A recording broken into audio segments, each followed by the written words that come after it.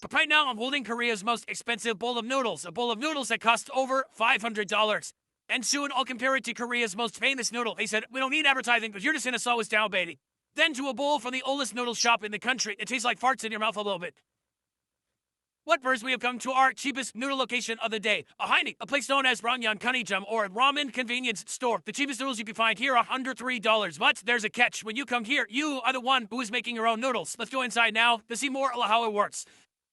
Right here we have the Wall O Ramen. They have 67 types of ramen, all of them available on this wall. It's not just about typical Shin ramen noodles like what you see here. This is the classic, a nice, thick, hearty noodle with a very spicy broth. But in Korea, there's so much more to noodles than that, including something like this. This right here is jjajangmyeon. It's a fusion noodle somewhere between Korean and Chinese. Then we have the old school noodle. These are some of the first noodles to ever come out here in South Korea. They even have vegan noodles. Cool?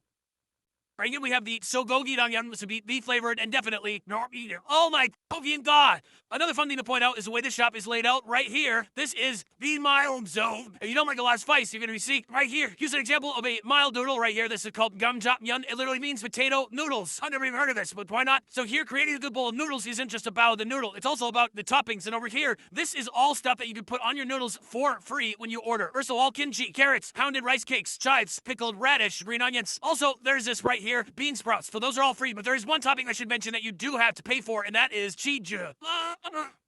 And then, of course, we have our water station right here. But before we can build our bowl, we have to order and pay at the kiosk. What I find most intriguing about this place is that everything works on the honor system. This can only work in a high-trust society. Could somebody come in here, take a bunch of noodles, and run like you're in California? Yes, but we're not in California, so that doesn't happen here. Now, here's what I'm going to go for. This is at Oljinga Dumpo. $3.50. This is going to be a squid-flavored ramen, but I'm going to have to add some cheese. Beyond that, I can actually get beverages here, too. Since I want to go 100% Korean today, banana milk. Let's move. So I've ordered, but now I need to find the squid noodles somewhere on this wall of ramen. 1 hour later. Let's go make our noodles. They have trays poured between the noodles into and for putting some side dishes into. Let's start with the side dishes. First, Yumjin hand soy this pickled radish. Side dish is complete, turn it and struct our noodles. Technically, there's a wrong way to do this, but actually there's a wrong way to do it. Let's see what happens. Step 1, open the noodles. From here, I want to empty out our delicious toppings, dried vegetables and mushrooms, and perhaps even a little bit of squid. Oops, definitely smelling like seafood. From here, we have our seasoning packet full of MSG and other seasonings. From here, we kind of mix and match to our heart's desire. Pounded rice cake. Can't believe this is free. Green onions, give it a little bit of color and some texture. Finally, there's nothing better on ramen than some cheese. So I'm going to place on 2 slices of cheese. So this is my final build before putting the water in. But let's ask a real live Korean person what they think. Oh, it's amazing. Oh, with a rice cake, it's being the 2 double cheese there. Yes, I liked it, but that guy never says anything nice about me. We're on the right track. Now that we have our noodles built, it's time to cook them up. First of all, there are 3 noodle options. General noodles, stick noodles, and fried noodle. And each of them has a different cooking settings. I'm going to go with the general noodle. It sets a timer here for 4 minutes and 20 seconds. First, the hot water goes in, and then it uses an induction oven to make this hot so it cooks all the way through. Hot water will not be enough. We need actually more heat to soften up those noodles, and especially those rice cakes. All right, folks, our first and cheapest noodle of the day. Look at this, just absolute beauty. The cheese is essentially melted into the broth, but changed the nature of the broth completely. The broth doesn't have cheese. The broth is cheese. Let's give that broth a little bit of taste. Oh my guys, that was spicy. It's so hot. It tastes a lot like squid. It's very cheesy. It is a perfect combination. Right here we have the rice cake. Let's give it a shot. Oh yeah, that's nice. It's just something fun to bite down on, and it gives you a variety of textures in your noodle bowl. Kimchi and Korean rice cakes, the 2 best innovations in this country. It's not the perfect Korean day of eating without loving kimchi. For the air, I want to jump into these noodles. Let's give it a shot. A good noodle. That cheesy broth really clings on to the noodles. It's like the ultimate junk food with preservatives, with chemicals, and it's joy. And to wash that down with some Korean banana, the most famous milk in all of Korea. Nice. This place is fascinating because whether you speak English or speak Korean, you can come here, you can figure out how this place works, and you can do it all by yourself. It's a brilliant idea because it's really a self-running restaurant. It all runs on the honor system, but I feel like the honor system in this case means that patrons are honored to be here. Oh, it's amazing. From here, we are heading to Korea's most famous noodle, and I'm hoping we can get a seat. Let's move. We have come to our second noodle location. Behind me is Korea's most famous noodle. Shooting Korea's most famous noodle comes with its own challenges. First of all, they don't need promotion. In fact, if you don't come here, that's completely fine with them because somebody else will. In fact, hundreds of people will. You cannot make a reservation. You have to come here and wait in line. The line can be 40 minutes. It can be 2 hours. So in a moment, we're going to get into the line to try these iconic noodles. But what kind of noodles are they? This is called a knife noodle. This is a noodle you can find everywhere. But for some reason, this place is the absolute most famous. So we're going to hop in line and go try it for ourselves. We are heading inside with the rest of the cattle. Somehow we're going up. Let's get in. Seriously, let's beat that.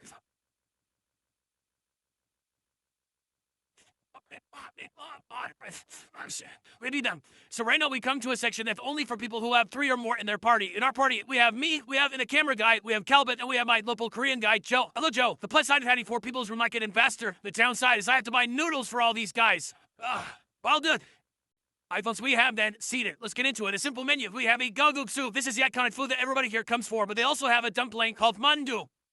Folks, our noodles and dumplings have arrived. I can't believe how well-oiled machine this place is. You order, and within a couple of minutes, the food comes. I feel like if this isn't gone in 5 minutes, someone's any looking at me angrily. Luckily, everyone here is wearing a mask, so I can't see how they feel about me. Right here, mandu. Mandu is a Korean dumpling. This is a little bit of a different shape than a typical mandu you will find here. Usually, you're finding kind of a half circle. Let's give it a shot.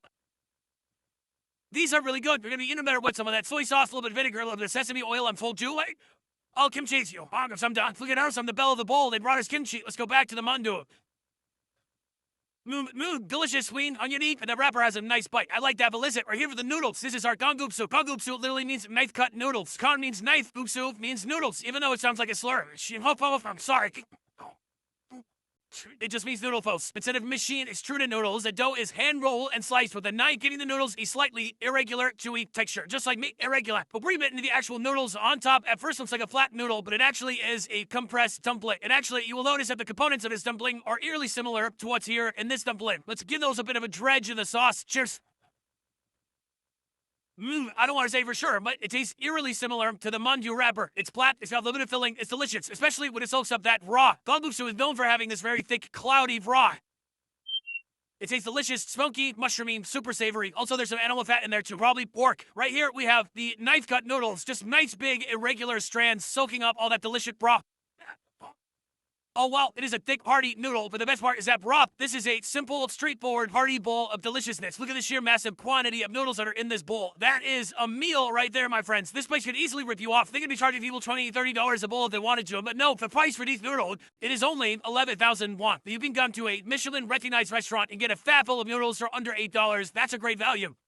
From Korea's most famous noodle, we have come here to one of Korea's oldest noodle restaurants right behind me, a restaurant known as Jingju Huedwa. As you can see, this restaurant was established in 1962, making it 63 years old. This restaurant is famous for one noodle. If you look at the sign, the big word isn't the name of the restaurant. It's the name of the one food this place is famous for, Nanggong Guksu. Now, from our last location, we already learned that Guksu means noodle, but Nang means cold. Korea is one of the only countries I've been to that is known for its iconic cold noodles. I'm talking noodles that they add ice to. They want these puppies cold. I shouldn't say puppies. We are still in Korea. Outside the restaurant right now, there is a line for me. We are about to jump in line with those folks too, but here's the problem. We also don't have permission to shoot here, so let's see what happens. Another secret review by Sonic. Because we have 4 people, we've been told to go to the 2nd floor. It is lunchtime, and this place is... Just looking at how narrow this stairwell is, you can tell this place is old. Not to mention, and once you get up here, you have to take your shoes off. In Korea, it's not that uncommon to go to a restaurant where you have to take your shoes off and sit down on the floor. Downstairs, it is the modern style up here, very traditional. So you get this traditional aroma of all these shoes mixing together. All right, folks, we have just been sat quite literally on the ground. I cannot believe how busy this place is. I don't really see any tourists, and this seems like normal people just coming here to get a good solid lunch. There are no menus on the table. Rather, it's a very traditional style with the menu on the wall. You can see the handful of items available here. If you tell the server, they bring it to you easy. Chunky bone boop suit, nig edges there. Some food here. Okay, just take as much as you want. So I've ordered 4 noodles, 1 for everybody here because we're taking up a lot of space with these guys. Mind the deafening. All right, take a look at that white, milky broth. Little kimchi on the side. Go kimchi, a little sweet, a little spicy. That's it. Let's talk about this. The Nanggong Guksu. Nang means cold, gong means soybean, and Guksu is noodles. So actually, if you take a look inside, you will notice there is no meat here. I'm accidentally eating vegetarian food. Now, the broth of this soup is unique because it's made from boiled soybeans. Then it's blended into a smooth soy milk. It can be topped sometimes with cucumber or tomato slices. Ours are not topped with anything. We've got broth and we've got noodles. The main unique fact about this dish, though, is that it's served ice cold. It's very cold. Before we get into the actual noodle, I say we give the broth a shot. Cheers. Oh, okay. It has the same starchy consistency that you would find inside of a bean. It tastes cold, creamy, and starchy. This is something where if you haven't eaten for like 3 days because you've been throwing up and you want to see if you can keep everything down, you might have this. All that said, let's try out the noodles. Right here we have just a giant clump of noodles. They're extremely well coated. Like that. This is a wheat noodle, but something special happens when you make it cold. It gets very chewy or el dental. El dentistry. El dental clinic. which just means that it cut but chewy. It means to the dental clinic we go. Yes. This is my first time having this dish, and I gotta say, I love it. When you take a big slobbery bite like I just did, it tastes like farts in your mouth a little bit. There's kind of a sulfuriness being put off from the beans. That is not an accident. Beans are the magical fruit, and you know what they make you do.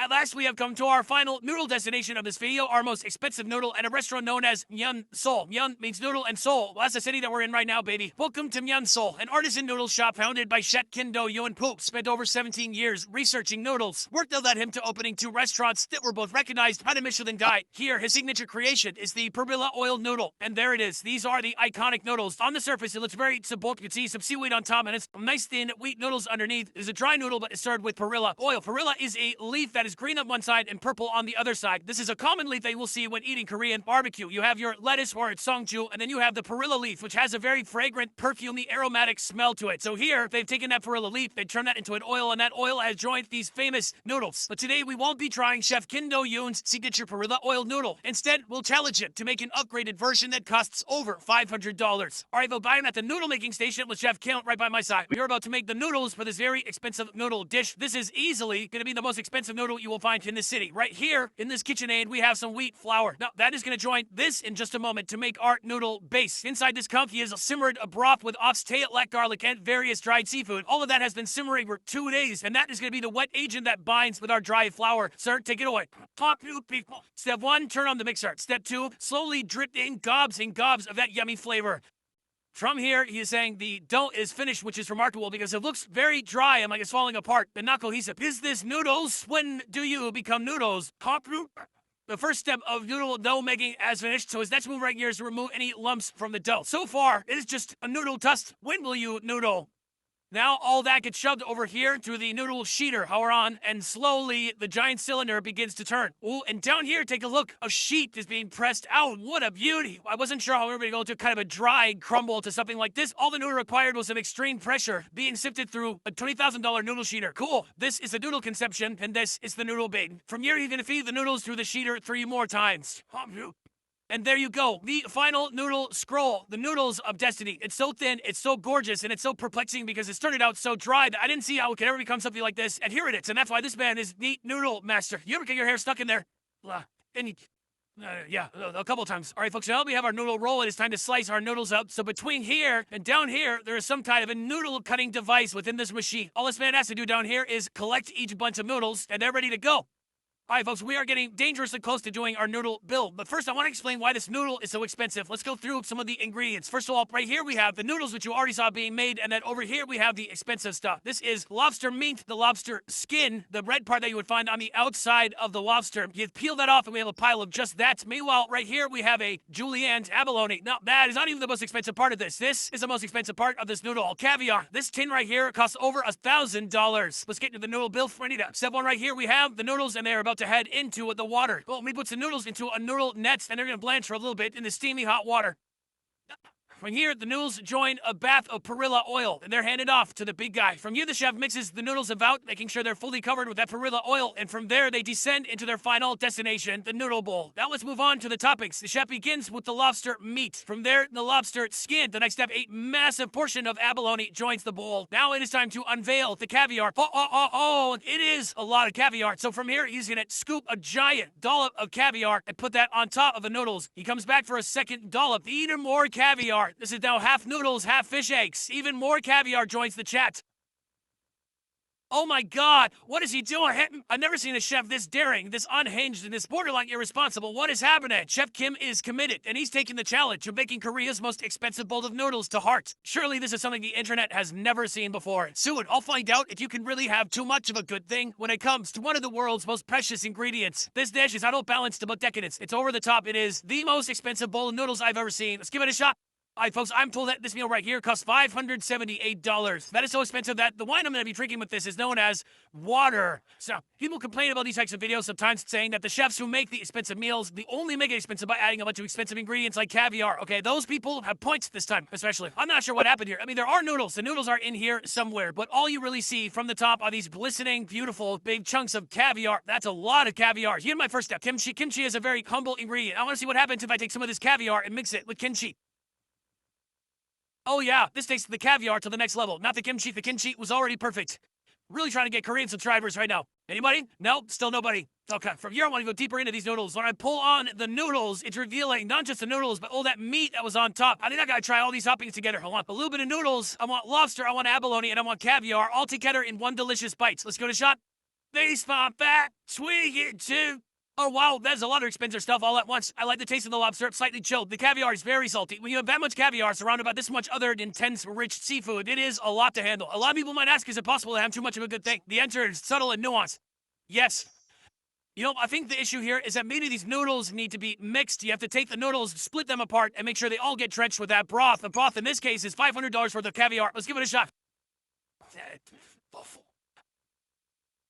So, in general, the noodles are very unique. I've never seen noodles made in this way, and they were kind of a miracle how they went from basically a dust to an actual noodle. I can really taste the perilla oil. It's an interesting and unique flavor. It's refreshing, and it's something sharp in a bowl full of super rich seafoods. Beyond that, what do I think? Well, I think the chef should try his own creation. Ooh, give it a taste. So the chef is here. He's taking a little bitty bite. I feel this man's face cannot lie. So it's only the taste of caviar. Yeah, I think you nailed the flavor profile there. So they'll agreeing to use that amount of caviar on the noodle. You'll see some noodle master. What? Chef, thank you so much.